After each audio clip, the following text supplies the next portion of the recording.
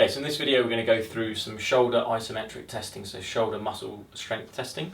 Again, you can't necessarily say, we were just talking about this a second ago, you can't necessarily say that the muscle is weak, because if someone has pain then they're going to get some inhibition of that muscle. But again, we can see, we can say if it's weaker if there's no pain, certainly, and if there is pain then we've got that as information as well, that movement is painful to do, or that particular movement is painful to resist. So we were just, again, talking about this, we tend to say go with the cue, don't let me move you, and just try and standardise it like that. So I'm just going to do the movements on Patrick's right hand side. Obviously with most people you do both sides. Usually I test their good side first, because again that gives you an information when you go over to their problem side. So the first thing I'll do, I usually do these in a neutral, fairly neutral position with a little bit of abduction just to get into that scapular plane.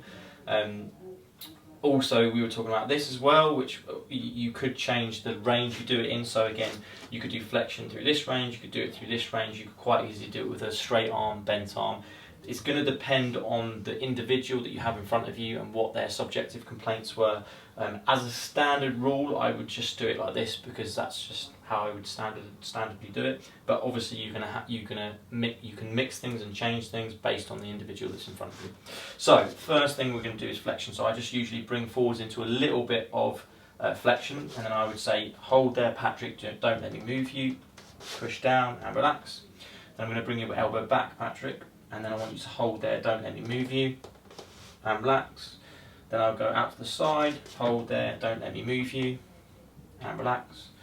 Then we can do our rotations, so just slight external rotation, and usually I would do that for an internal, so I would say hold there, don't let me move you, and relax.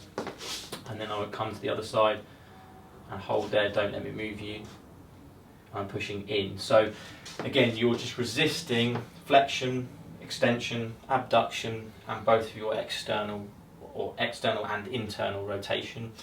You could do that through range. A lot of people will get their shoulder pain when they're pressing weight or push-ups, or things where they say when I push something overhead, and a lot of those movements happen with the elbow out at 90 degrees. So you could quite easily do your testing where we would get you into an external rotation position, support under the arm, and then just say don't let me move you. So he's externally rotating at that range. We could then relax. We could then go more into this position, again same thing, Patrick. So again, if you're thinking about maybe a push-up, kind of in that position, so we could get down into this range, hold, don't let me move you, and then relax. And we could also obviously do hold, don't let me move you into that internal rotation position as well. Generally, I don't know about yourself, Glenn, but I tend to find that external rotation is going to be more of an issue, obviously with the rotator cuff problems and subacromial pain. A lot of that external becomes more of the issue than the internal, but you can't obviously say whether one's going to be more so than the other, and that's generally how I would do my isometric muscle testing. I don't know about yourself, Ben, is there anything you'd add? Or? Really similar. That's the standard way. Obviously you can modify it depending on their sport or activity. If they've got more of a racket sport, you might have a straight arm for that. Yeah. But as long as you note it and standardise it, I think as long as it's the same way when you retest it and you're comparing it to the other side, is the big that you mentioned at the start. That's pretty similar to how I do it as well. Yeah, and I think, like you said, if you do it in a different way, so if you have a standard way you do it, you would know that in your notes you would write it as isometric flexion, but whatever.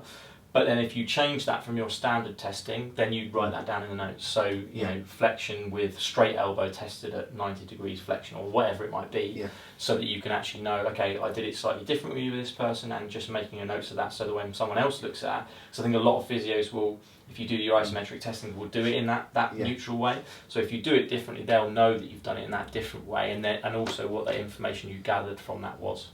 And I think that's even a time where you would put little asterisks next to it, isn't it? Say modified to reproduce meaningful task or sporting activity. Absolutely. Yeah, definitely.